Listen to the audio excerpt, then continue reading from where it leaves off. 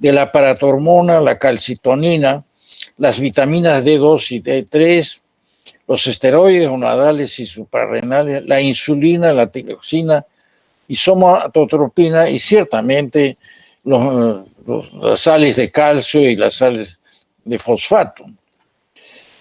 Pero además de eso existe un sistema local de regulación que está conformada por células y por una serie de activadores como el RANKL y la osteoprotegerina. Entonces, esto hay que tenerlo muy en cuenta, es decir, que es un sistema óseo en permanente recambio. Parece que no fuera así, que fuera un hueso sencillamente una vez formado que no quedaría así. No, es necesario que haya ese recambio para que pueda estar siempre en buenas condiciones para todas las funciones que hemos señalado. Un hueso largo como este tiene varias partes, la parte compacta, la parte esponjosa y evidentemente una cavidad medular donde se realizan las funciones hematopoyéticas fundamentalmente. Bueno, como decía, hay un proceso de intercambio permanente que en primer lugar está dado por los osteoclastos que determina una resorción ósea, es decir, casi como que forman una cavidad donde luego los osteoblastos van a formar un nuevo óseo, un nuevo hueso. Este proceso de resorción es más corto, de 4 a 6 semanas, y el de formación es de 5 meses, en el cual además de eso se mineraliza este hueso recién formado. Esta es la secuencia de los osteoclastos. Hay un osteoclasto progenitor, hematopoyético, mieloide, un proosteoclasto y el osteoclasto, que es una célula multinucleada, el osteoclasto activo y el osteoclasto apoptótico. Es necesario que recordemos que existen varias fases en la conformación del hueso en general y del sistema esquelético. En primer lugar, hay un proceso de formación muy importante que es prácticamente desde el nacimiento, la infancia, hasta aproximadamente los 25 a 30 años. Luego hay una parte que es una especie de meseta que va desde los 25 hasta los 40 aproximadamente, y luego hay un proceso de decaimiento que es más lento en los varones, porque en las mujeres viene el proceso de la menopausia. Ya saben que la menopausia en las mujeres se presenta entre los 45 a los 55 años de edad, y debido a esto en las mujeres el proceso de pérdida de masa ósea es más notable que en los varones, ¿no? Entonces, no se olviden que para que un hueso esté en buenas condiciones de carácter metabólica, primero tiene que haberse producido una adquisición apropiada de masa ósea que llega a un pico, que es el pico de masa ósea, y que luego de eso también posteriormente como consecuencia del normal envejecimiento, y luego en las mujeres por la menopausia hay una disminución de la cantidad de hueso. Un trabajo que hicimos y que publicamos en el año 2020, pudimos estudiar en personas normales de 30 a 40 años y vimos que habíamos caído en la meseta, que les hice referencia, la meseta del pico óseo, y seguramente que después de esta edad ya hay una caída como la que he mostrado en la diapositiva anterior. Luego de estas consideraciones de la fisiología del hueso y del sistema esquelético, tenemos que ocuparnos de las enfermedades metabólicas del hueso. O sea, no nos vamos a referir de la osteomielitis ni otro tipo de patología, sino concretamente de las enfermedades metabólicas del hueso, que son en primer lugar la osteoporosis, en segunda la osteomalacia, en tercero la osteitis fibroquística, que corresponde al cuadro de hiperparatiroidismo, que como veremos posteriormente, hay un hiperparatiroidismo primario, secundario, terciario y ectópico. Además, también tenemos que considerar a la enfermedad de Payet y a la osteopetrosis, pero nos vamos a ocupar fundamentalmente de las tres primeras, que son las más importantes y las más frecuentes, y no tanto de la enfermedad de Payet ni de la osteopetrosis, en la cual el hueso llega a tener una densidad muy alta. Veamos ahora qué es la osteoporosis.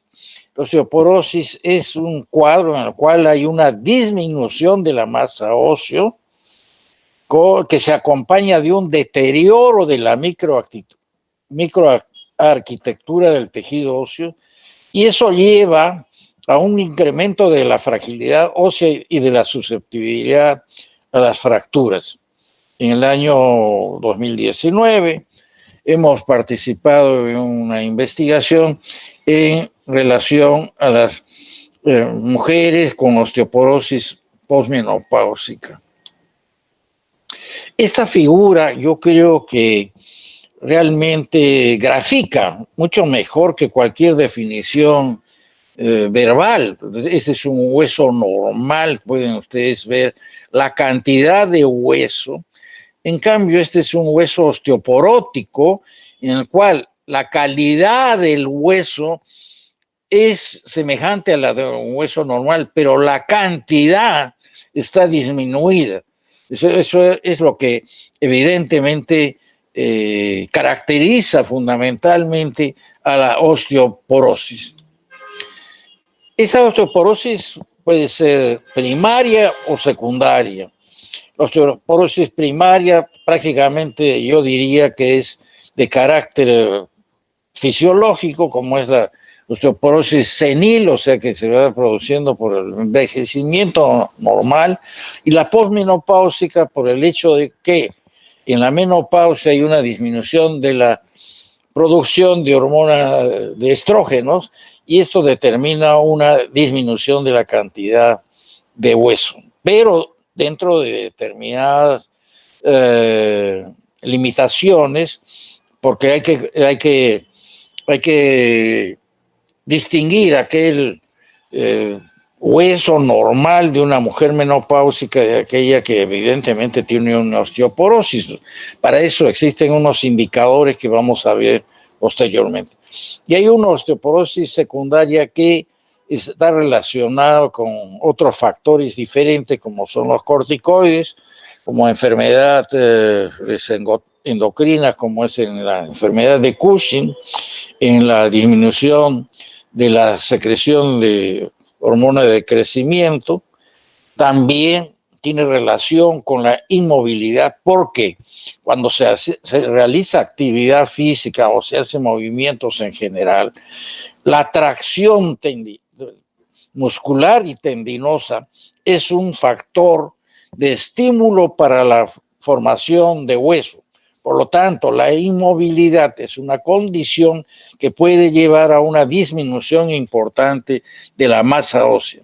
Y también hay circunstancias en las cuales hay el efecto del alcohol y el tabaquismo pueden ser factores que acompañen o signifiquen una menor formación de tejido óseo. También existen factores adicionales de riesgo.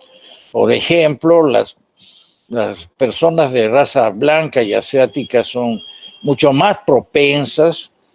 En la menopausia precoz es muy comprensible, porque evidentemente en una forma precoz termina de funcionar los los ovarios y trae como consecuencia que haya una disminución de la cantidad de hueso. Lo mismo sucede con la oligoamenorrea. En ese sentido es necesario señalar que una mujer desde la menarquia hasta la menopausia debe menstruar mensualmente, porque aquellos casos tanto de oligo y más aún en la menorrea están ligados a una menor formación de masa ósea.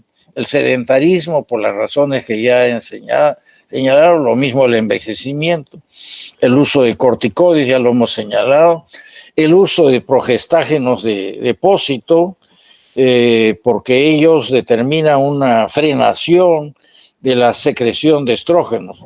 El reposo prolongado en cama, por lo que he señalado, o sea, de la inactividad física, el abuso del alcohol, del tabaco, baja ingesta de calcio, unas personas que son muy delgadas, o sea, por debajo del índice de masa corporal normal, y ciertamente en todo caso de hipogonadismo, porque las hormonas gonadales, tanto femeninas como masculinas, tienen un efecto sustantivo en la formación de la masa. Los antecedentes familiares son también importantes. Es muy conocido que las hijas de mujeres que tuvieron osteoporosis tienen mayor riesgo de hacer osteoporosis de aquellas mujeres que no tienen este antecedente familiar. Este diapositivo justamente demuestra lo que señalé. Este es muestra los cambios en la densidad ósea. Esto está dentro de lo normal en aquellas mujeres que menstruan todos los meses. En aquellas que ya tienen oligomenorrea, esto va disminuyendo, que tiene una relación directa con los episodios de oligomenorrea que una mujer tenga. Y la menorrea, en la menorrea evidentemente, o sea, el cese de las menstruaciones en un periodo mayor de 3 meses, tiene un efecto mucho mayor para poder disminuir la cantidad de hueso, del hueso normal. Como consecuencia de eso se producen 3 tipos fundamentales de fractura.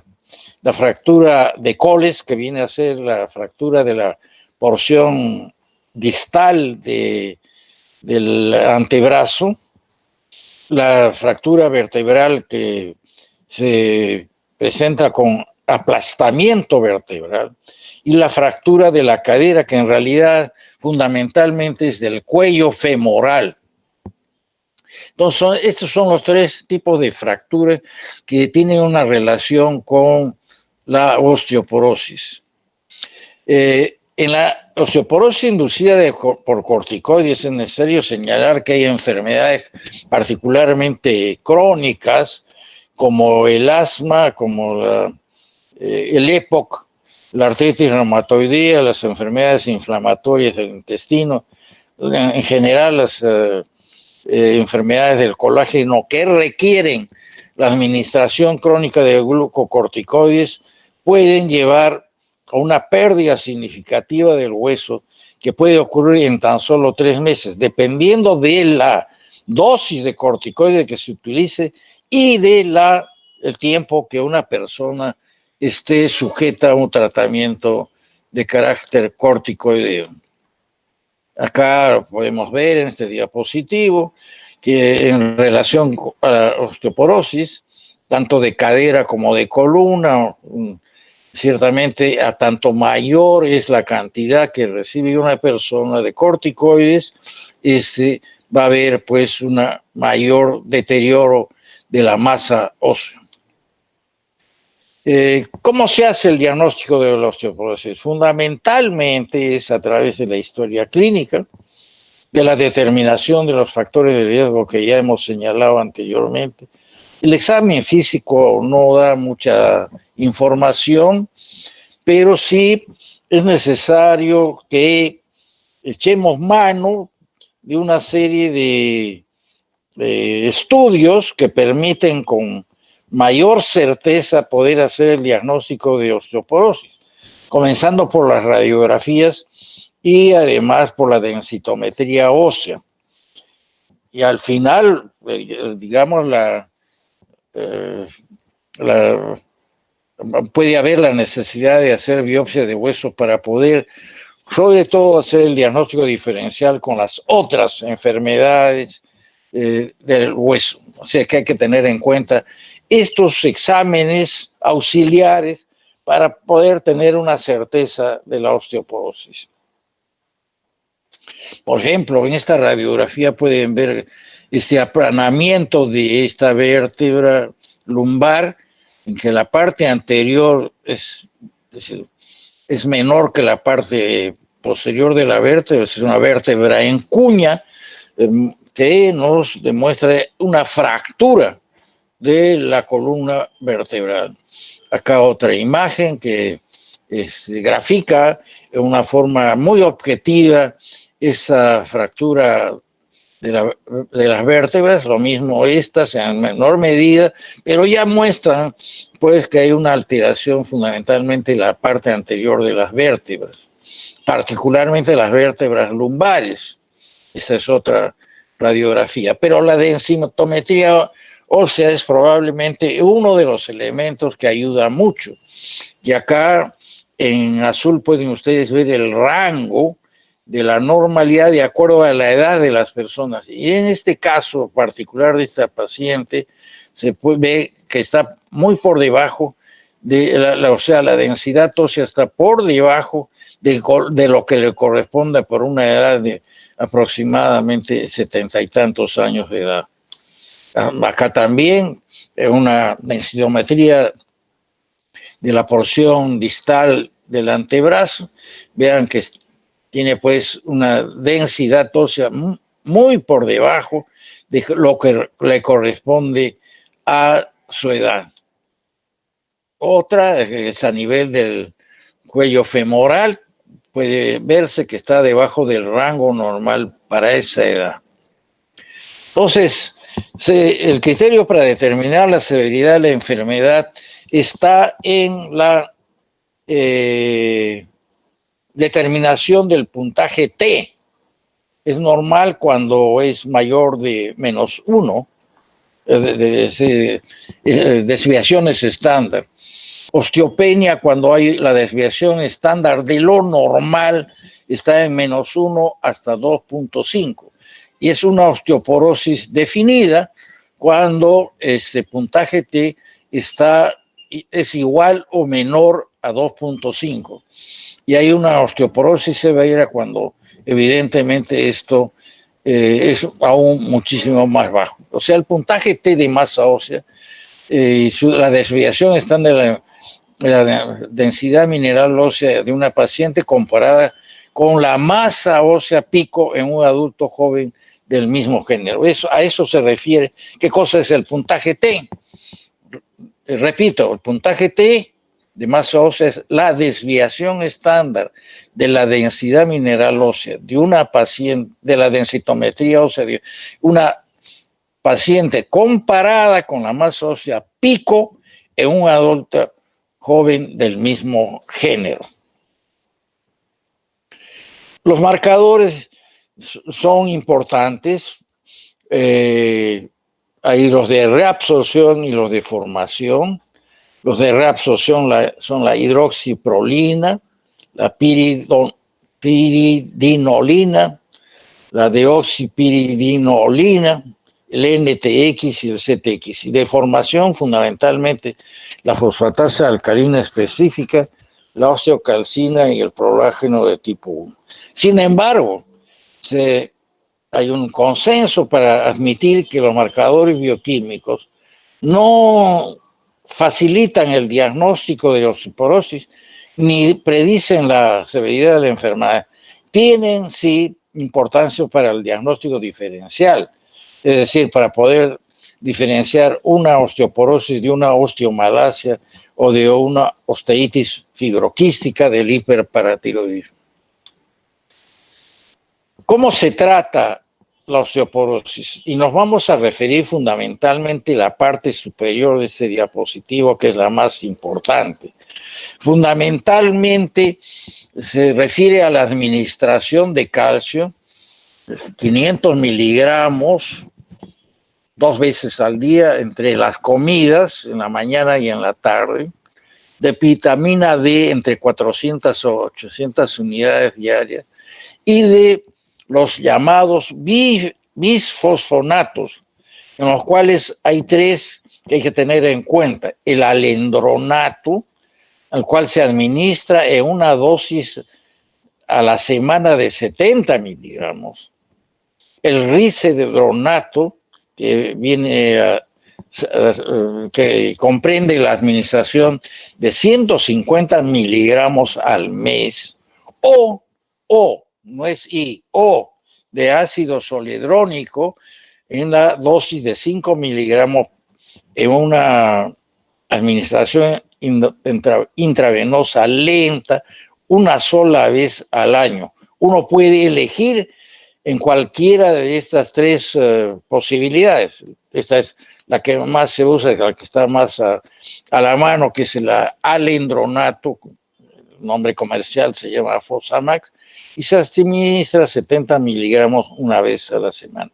Estas son, en caso de que no se cuente con estas posibilidades, hay estas otras alternativas, son alternativas, como es el SERM, o sea, la utilización de los moduladores selectivos de los receptores de estrógeno, que están representados fundamentalmente por el raloxifeno, que se administra a la dosis de 60 miligramos por día, o la tibolona, cuyo nombre farmacéutico es Livial, 2 miligramos al día. O puede utilizarse la terapia hormonal del reemplazo, aunque esto ya está disminuyendo y se está utilizando fundamentalmente los bisfosfonatos. Es decir, la administración de estrógenos, solamente de estrógenos en aquellas mujeres que no tienen útero, que han sido histerectomizadas, y de estrógenos y progestágenos en aquellas mujeres que sí tienen útero. ¿Por qué? Porque la administración prolongada de estrógenos es un factor de riesgo para el desarrollo de cáncer, del cáncer de cuello uterino. También se ha considerado la utilización de anticuerpos anti-RANKL que frenan evidentemente este factor, o el desunumab, 60 miligramos por vía subcutánea 4 meses. Entonces, estos son, como digo, menciono y repito, alternativas, pero el tratamiento fundamentalmente está representado en la mayor, en esta zona superior del diapositivo. ¿Qué es la osteomalacia? Es otra enfermedad diferente a la osteoporosis, que a veces no se la toma muy en cuenta. Viene a ser, dice, osteo, el hueso, malacia, blando. Viene a ser prácticamente es una alteración metabólica del adulto, o sea, viene a ser el raquitismo del adulto.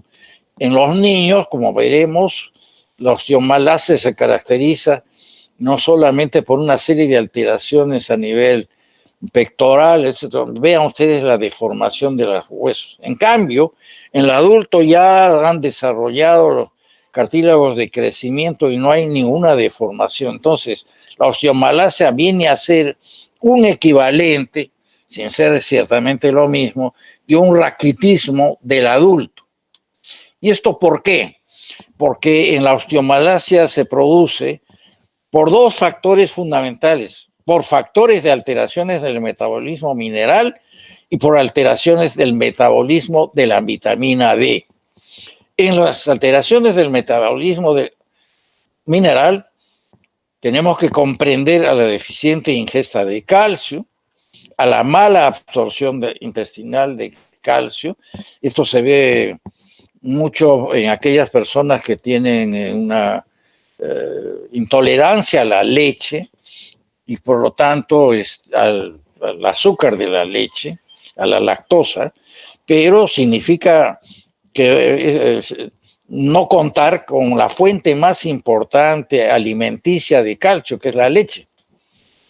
O también puede corresponder a una pérdida anormal generalmente congénita de calcio, o sea, la hipercalciuria, o en todos aquellos casos en los cuales existe hipofosfatemia, por ejemplo, en la acidosis tubular renal, o en la osteomalacia oncógena, en la cual hay la producción de el factor de crecimiento fibroblástico 23, o en la hipocalcemia, o en la disminución de vitamina D, en el hiperparatiroidismo secundario, como veremos posteriormente, y tumores mesenquimales que producen esta osteomalacia de carácter tumoral, generalmente tumores malignos, pero también benignos.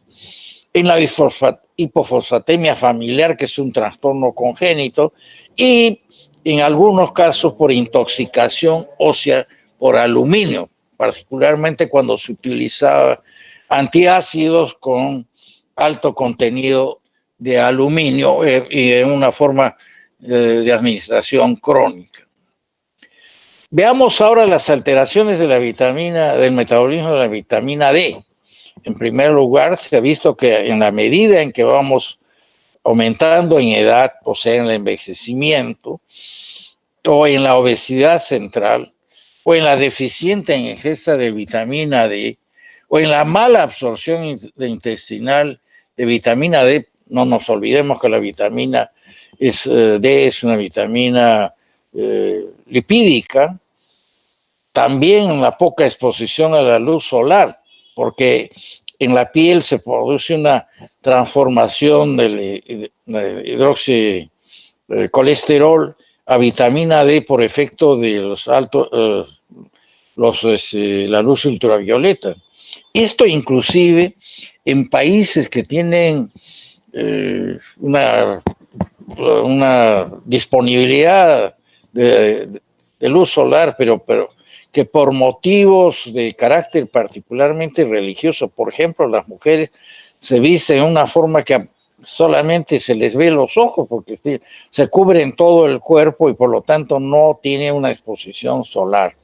Entonces, son casos en los cuales se ha podido demostrar la aparición de osteomalacia por una deficiente exposición a la luz solar. En las enfermedades hepáticas crónicas, ¿por qué? Porque la vitamina D, para poderse actividad, se hidroxila en la posición 25 en el hígado y en la insuficiencia renal crónica porque el riñón tiene la capacidad de hidroxilar, normalmente la capacidad de hidroxilar a la vitamina D en la posición 1 y por lo tanto la vitamina D activa es la 1,25 de hidroxivitamina D2 o D3. Y ciertamente en aquellos casos en los cuales existe alteraciones de los receptores a la vitamina D que determina una resistencia a la vitamina D. Esto es para recordar cómo es el metabolismo de la vitamina D. Esa es la vitamina D2 que viene en los alimentos y suplementos alimenticios que se transforman en ergocalciferol D2, en la 25 hidroxivitamina D2, en el hígado, esa es una hidroxilación en 25 en el hígado, y en el riñón hay la hidroxilación en la posición 1. Por lo tanto, esta es la vitamina D2 activa, o sea, la 1,25 de hidroxivitamina vitamina D2 o ergocalciferol. Y acá tenemos la vitamina D3, que viene a ser la 7 colesterol se transforma en previtamina D3 por efecto de los rayos ultravioleta, y por eso decíamos que es necesario la exposición al sol para poder tener el complemento de la formación de la previtamina D3, o sea, el colecalciferol D3, que se hidroxila al igual que el ergocalciferol en posición 25 y en posición 21, tanto en el hígado como en el riñón, para formar la 1,25-hidroxivitamina D3, o sea, esta es la vitamina D3 activa. De otra manera, no, si hay alguna alteración en alguno de estos pasos, evidentemente vamos a tener una deficiencia de vitamina D. Ahora también la osteomalacia puede presentarse por el uso crónico de algunos medicamentos como los anticonvulsivantes, el sacarato de óxido férrico, antiácidos no absorbibles como el aluminio, el fluoruro sódico, el etinodato sódico, la ingestión crónica de acetosolamida, que es un medicamento que se utiliza, por ejemplo, para poder evitar el soroche agudo, con la exposición aguda a la altura, la ingestión crónica del cloruro amónico y en la exposición ambiental al cadmio en aquellos casos de personas que trabajan en la minería. ¿Cuáles son las manifestaciones clínicas? En primer lugar, aquellas que corresponden a las enfermedades de fondo, las manifestaciones de las enfermedades de fondo. A veces los pacientes presentan dolores óseos y a la palpación. El cansancio es importante, pero un dato muy valioso es que los pacientes acusan debilidad muscular proximal, tienen alteraciones, por lo tanto, de la marcha, y en algunos casos llegan a producirse fracturas patológicas. Y en ese sentido, la denominación de fractura patológica es aquella fractura que se produce por elementos físicos que usualmente no producen fracturas, o sea, es un elemento físico no tan intenso y sin embargo la persona se fractura, y muchas veces inclusive de una forma reiterada, como vamos a ver en algunos ejemplos. En los exámenes auxiliares para el diagnóstico de la osteomalacia hay que tener en consideración que también, al igual que en la osteoporosis, los huesos aparecen más radiolúcidos. Hay las llamadas pseudofracturas de Lusser-Milkman, que vienen a ser lugares donde el tejido cartilaginoso no se mineraliza y aparenta ser una fractura, pero sencillamente es un tejido cartilaginoso que no se ha mineralizado adecuadamente. Hay también disminución de la densidad ósea, o sea, la densitometría ósea no nos puede distinguir necesariamente de una osteoporosis. Y finalmente, y aunque se usa muy poco, la gamografía de hueso es anormal con foco de hipercaptación. El calcio, dependiendo de la causa, porque hemos visto que pueden haber causas renales como hepáticas, el calcio puede estar normal o bajo, generalmente hay hipofosfatemia. La calciuria puede estar normal, elevada en los casos de hipercalciuria idiopática. Hay hiperfosfaturia. El calcitriol normal, disminuido o alto, depende de cuál es la causa. Asimismo, la fosfatasa alcalina puede estar disminuida, alta, y la paratormona puede estar normal o elevada. Eso depende, por lo tanto, de la causa que lleva a eso.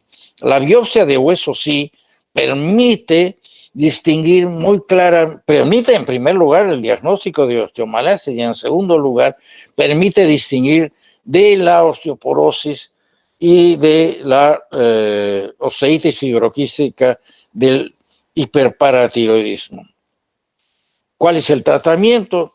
El tratamiento consiste en tratar la condición subyacente, llámese pues una alteración del metabolismo del calcio o de la vitamina D.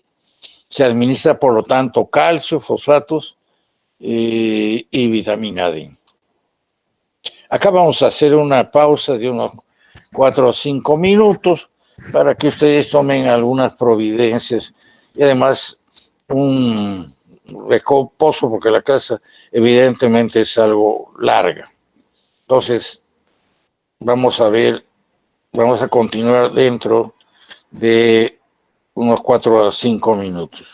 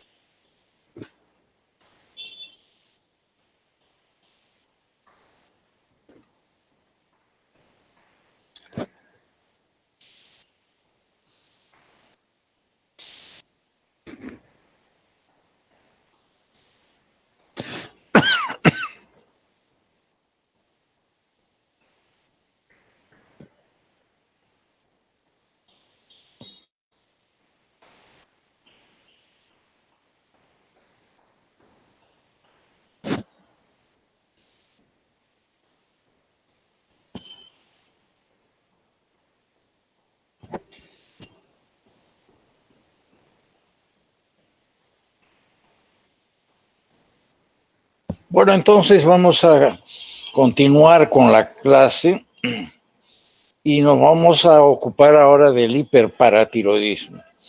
El hiperparatiroidismo, como su nombre indica, es toda condición en la cual hay una producción y concentración mayor de lo normal de la hormona paratiroidea.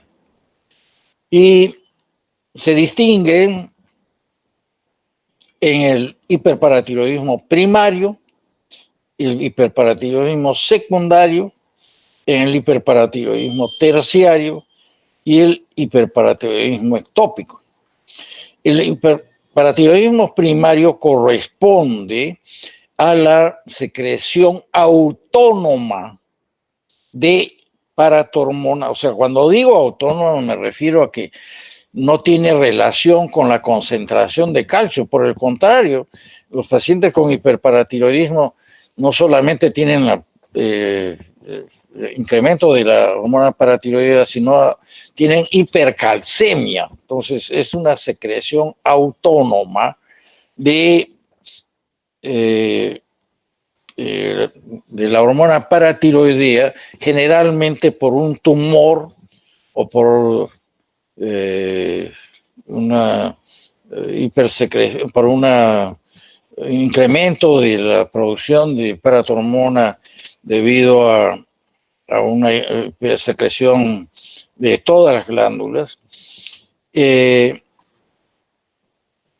cambio, el hiperparatiroidismo secundario es más bien una respuesta de las paratiroides cuando hay una disminución de la disponibilidad de calcio, particularmente del calcio iónico sanguíneo. Por ejemplo, en la insuficiencia renal crónica, debido a que no hay una adecuada, como hemos visto anteriormente, adecuada hidroxilación de la vitamina D, no hay una absorción apropiada de calcio a nivel intestinal. Y eso trae como consecuencia que no haya una disponibilidad de calcio iónico, y eso es un estímulo a la producción de hormona paratiroidea. Y a toda otra, por ejemplo, también en la hipercalciuria idiopática, en la cual hay una pérdida anormal congénita de calcio, también no va a haber una cantidad apropiada de calcio en la sangre, sobre todo el calcio iónico, y eso trae como consecuencia una estimulación secundaria de la producción de la paratormona.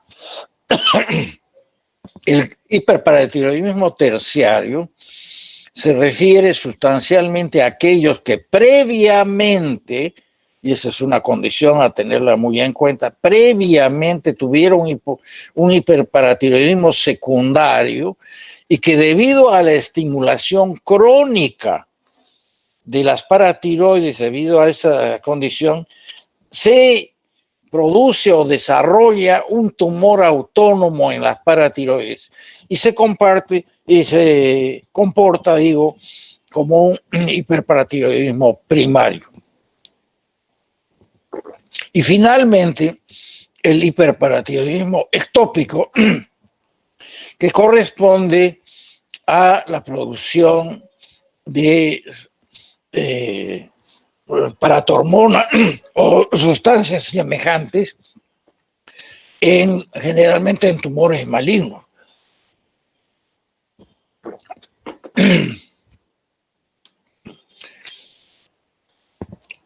¿Cuáles son las manifestaciones?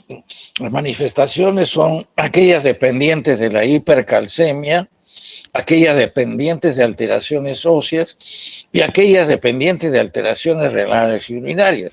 Sin embargo, existe un grupo de hiperparatiroidismo que son asintomáticos. Y eso se ha podido comprobar porque al hacer análisis ahora con estos analizadores múltiples del laboratorio, se pudo encontrar que había personas que tenían el calcio elevado, que no tenían síntomas, pero que tenían al mismo tiempo la paratormona elevada. Entonces, hay que tener en cuenta eso. Entonces, las causas del hiperparatiroidismo primario, que dije que era autónomo de la concentración de calcio, en la gran mayoría corresponde a adenomas solitarios, o sea, 80%, a varios adenomas en 1 a 2%, a hiperplasia en el 14% y puede corresponder a un carcinoma en el 2%. Vamos a mostrar una historia clínica de una adolescente de 14 años con un tiempo de enfermedad de 6 meses, que se quejaba de poliuria, polidipsia, correspondientes a la hipercalcemia que determina una diabetes insípida nefrógena. Entonces, estreñimiento, irritabilidad, dolores óseos, fracturas patológicas en diversos segmentos óseos, presencia de una tumoración redondeada en la región anterior e izquierda del cuello y un genovalo. Esa tumoración en realidad correspondía a tejido paratiroideo ectópico que había quedado en la transición o en el camino que siguen las glándulas paratiroideas de la boca hacia la región tiroidea y se queda en medio camino. Y eso era un adenoma que era justamente el que ocasionaba este hiperparatiroidismo primario. Esa paciente tenía una hipercalcemia, una hipofosfatemia, una hipercalciuria y una hiperfosfaturia, que son los datos adicionales que hay que tener en cuenta para el diagnóstico de hiperparatiroidismo. Ahora contamos ciertamente con el dosaje de la hormona paratiroidea y esto, en definitiva, es la forma más directa de hacer el diagnóstico de un hiperparatiroidismo. Esa paciente, vean cómo tenía una alteración, los huesos parecían osteoporóticos, una laminita delgado del hueso compacto.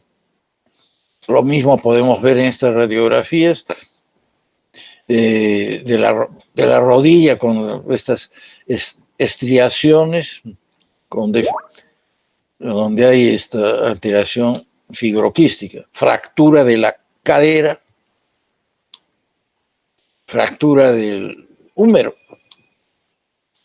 fractura de la porción media del fémur,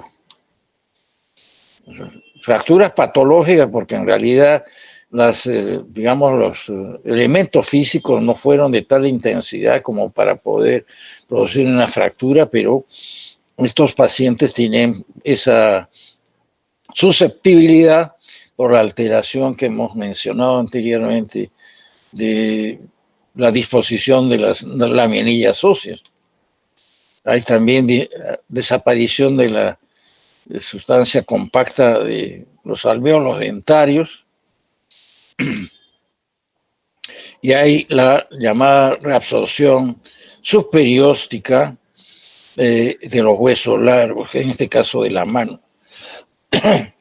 Son algunos casos que hemos podido ver en el cual lo fundamental es la hipercalcemia, la hipofosfatemia, el incremento de la fosfatasa alcalina, y hay una hipercalciuria y hay una hiperfosfaturia como elementos adicionales. Hace algún tiempo, en el año 1985, tuvimos la oportunidad de ver un caso con el doctor Jorge Yarinzeca, este paciente que tenía litiasis, porque la litiasis renal también es una posibilidad que se presenta en estos pacientes, pero fue una litiasis renal de esta magnitud que ocupaba la vejiga y fue necesario primero operarlo para sacar este tremendo cálculo de la vejiga y luego operarlo de la paratiroides, que determinó posteriormente la curación del paciente. Bueno, el hiperparatiroidismo secundario, ya les he mencionado, insuficiencia renal por determinada, por una falta de hidroxilación de la vitamina D y la menor absorción de calcio. Por lo tanto, también el síndrome de mala absorción intestinal de calcio, en la pérdida renal crónica de calcio, o sea, en la hipercalciuria idiopática. Y tenemos que considerar aquellos casos en los cuales hay incremento de la paratiroides, pero no es porque haya una disminución, hay un cuadro de deficiencia de paratiroides por una refractariedad periférica de los receptores a la hormona. O sea, el pseudo hipoparatiroidismo. Este es un diagnóstico diferencial rápido para poder distinguir el primero, el secundario, el tercero y el ectópico. Todo está ciertamente la paratiroides, la paratormona alta en sangre. En el primario el calcio está alto, en secundario generalmente es normal o bajo por la insuficiencia renal o hepática. En el terciario es parecido al primario, está alto, y en el tópico también está alto. El fosfato en el primario está bajo, en cambio en el secundario, por ejemplo, por la insuficiencia renal, el fósforo puede estar alto, normal o bajo. Y en el terciario se comporta como el primario, está bajo, y lo mismo en el ectópico. Cuando uno tiene un caso de hiperparatiroidismo asintomático, hay pues la duda de si este paciente debe ser o no operado. Y entonces se ha llegado a un consenso en el cual un hiperparatiroidismo primario debe ser operado cuando la concentración de calcio es 1 miligramo por decilitro por encima del límite superior normal, o cuando la excreción de calcio es mayor de 400 miligramos por 24 horas. Cuando existe reducción del aclaramiento de creatinina que llega a 30%, y cuando la densitometría ósea muestra un score T debajo de 2 desviaciones estándar en cualquier segmento, llámese el antebrazo, en la columna vertebral o en el cuello femoral, y tener una edad menor de 50 años.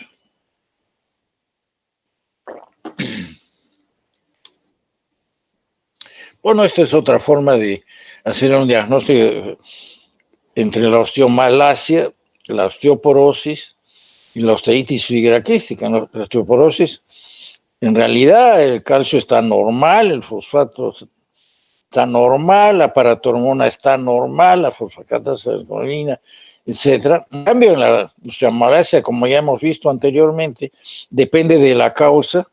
Y en la osteoitis fibroquística del hiperparatiroidismo, el calcio está alto, el fósforo está bajo, la paratormona está siempre alta, asimismo la fosfatasa, la calcina y la calciuria, y tanto el calcifediol, que viene a ser la vitamina D hidroxilada en la posición 25, y el calcitriol, que viene a ser la vitamina D de 1,25 de hidroxipole o ergocalciferol, están normales.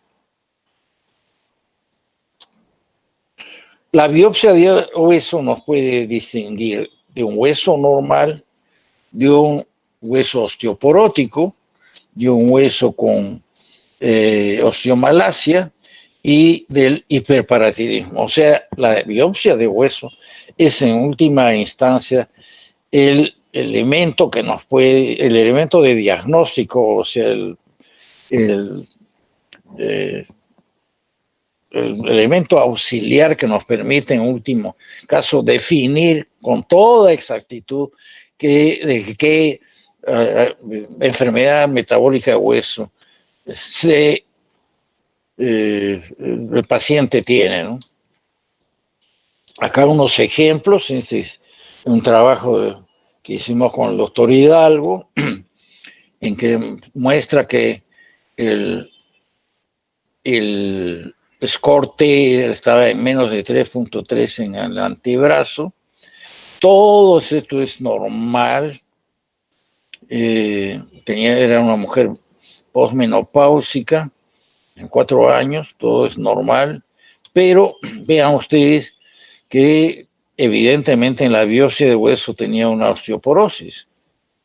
Las diferentes, ese es otro caso. Miren, qué importante la biopsia de hueso. Esta es una menopausia, 11 años de evolución, una mujer de 64 años, con el antebrazo hay una pérdida muy importante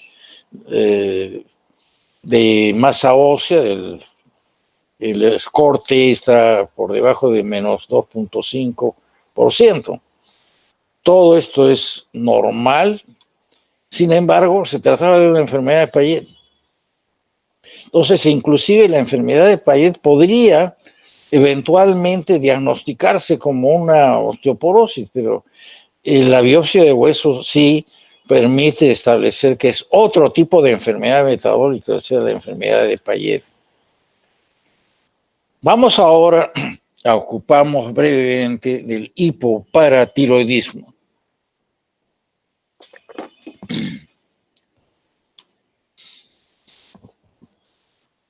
¿Cuáles son las causas para que haya una deficiencia de la producción de hormona paratiroidea? En el primer lugar está la extirpación quirúrgica de las paratiroides, pero eso sucede sustancialmente cuando los pacientes tienen cáncer de tiroides. Y muchas veces el cirujano no puede distinguir o las paratiroides han sido también tomadas por el cáncer de tiroides y el cirujano extirpa las glándulas paratiroideas, con lo cual se desarrolla un hipoparatiroidismo. En algunos casos de administración de yodo radioactivo en cantidades terapéuticas, no de diagnóstico, y esta administración de una cantidad puede evidentemente alterar también la irradiación a las glándulas paratiroideas.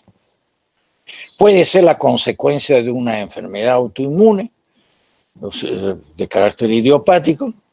Se presenta también en la hemocromatosis cuando hay una infiltración con hemosiderina de las paratiroideas.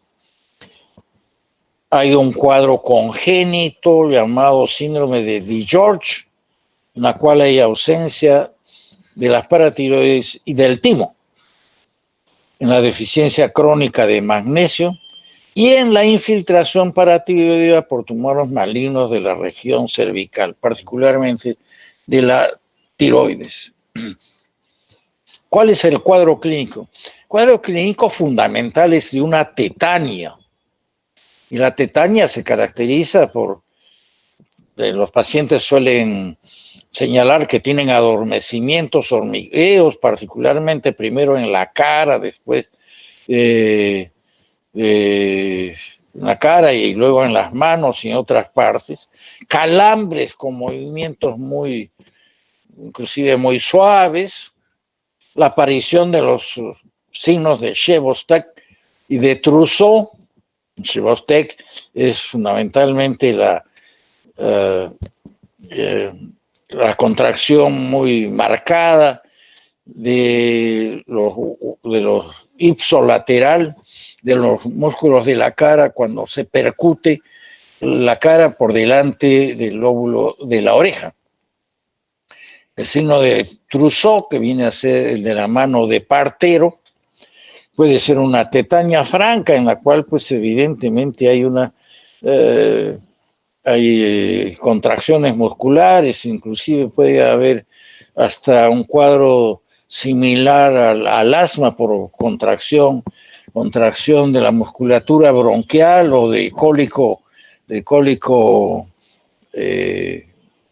vesicular por contracción de de la vesícula, y en fin, una serie de cuadros pues, que llevan inclusive a una situación muy molesta y dolorosa de calambres en todas partes del cuerpo. Cuando esta hipoparatiroidismo es de largo tiempo de evolución, aparecen una serie de otras alteraciones, aparte de la tetania y lo que hemos mencionado, los adormecimientos, hormigueos. Los pacientes desarrollan cataratas, alteraciones dentales, calcificación de los ganglios basales y cerebelo, y por lo tanto hay pues movimientos involuntarios como corea y parkinsonismo, puede desarrollarse demencia, cambios de la personalidad, deformaciones de las uñas, trastornos tróficos de la piel, alopecia. Y bueno, este cuadro de hipoparatiroidismo puede ser latente o manifiesto, transitorio o definitivo. Entonces hay que distinguir un cuadro, llamemos agudo, de hipoparatiroidismo, como son la tetania, pero también hay manifestaciones cuando este hipoparatiroidismo es crónico. Y acá van a ver cuáles son los datos que tenemos respecto a los exámenes auxiliares. El hipoparatiroidismo transcurre con hipocalcemia, con paratormona normal o baja, con hiperfosfatemia, hipofosfaturia, hipocalciuria, y este dato en los casos de largo tiempo de evolución, que son las calcificaciones cerebrales que producen justamente la aparición de movimientos involuntarios, es decir, cuando el hipoparatiroidismo es ya crónico de muchos años. Ese es el signo de Trousseau. Esas son las calcificaciones que vean ustedes de los núcleos basales. Ese es un caso publicado en la revista Diagnóstico. Vean ustedes cómo hay calcificaciones en diferentes partes que determinaron que los pacientes fueran vistos por neurólogos en el Instituto Nacional de Neurología por los movimientos involuntarios, pero en realidad corresponde a un hipoparatiroidismo de largo tiempo de evolución. ¿Cuál es el tratamiento? Administrar calcio entre 1 a 3 gramos por día. La vitamina D puede darse ya sea pues diario, una cantidad de 400 a 800, o administrarse por vía intramuscular, cada 2 semanas 300.000 unidades, o administrar el calcitriol, que es la vitamina D activa, entre 0,5 a 2 microgramos por día. Y últimamente se está recomendando la utilización de paratormona sintética con una secuencia de 1 a 84 aminoácidos en una cantidad de 21 microgramos por día. Bueno, con eso hemos terminado la clase y evidentemente yo quedo a vuestras órdenes para cualquier pregunta que quieran realizarme.